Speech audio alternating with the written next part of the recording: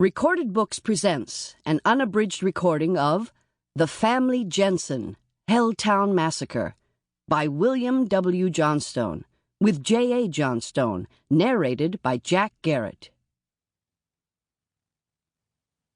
Prologue.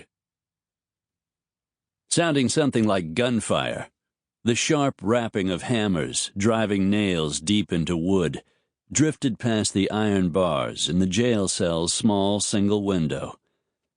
The man lying on the uncomfortable bunk underneath the window listened to the racket, and a grim smile tugged at the corners of his mouth. "You think it's funny, Jensen?" The angry voice came from a man who sat on a three-legged stool in the aisle that ran between the iron-barred enclosures in the cell block. His hat was pushed back on a balding head, and a soup-strainer mustache drooped over his mouth. He had a lawman star pinned to his vest, and a double-barreled Greener shotgun across his lap. He was taking no chances with that prisoner. The badge-toter went on. "Don't you know what that is? Mr. Longacre's men are building a gallows for you, boy." The prisoner nodded without looking over at the lawman. "I know, Sheriff. I wouldn't be grinning if I was you. I'd be trying to make my peace with the Lord, although I ain't sure he'd pay any mind to prayers offered up by a low-down murderer like you." The prisoner didn't respond. He'd had his say in court already, and declared his innocence. Of course it hadn't done any good.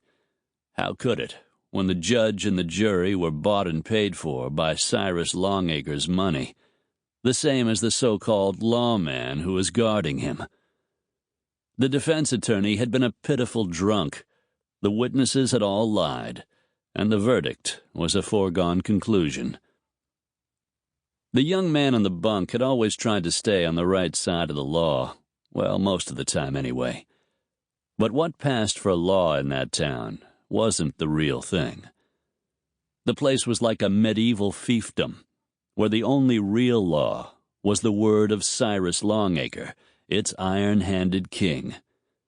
Bloody-handed, too, when you got right down to it, because Longacre was responsible for the death of at least one person the prisoner knew of, and probably more.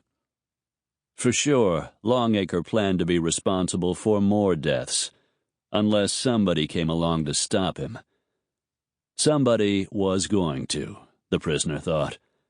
Help was on the way. If it got there in time. Sample complete. Ready to continue?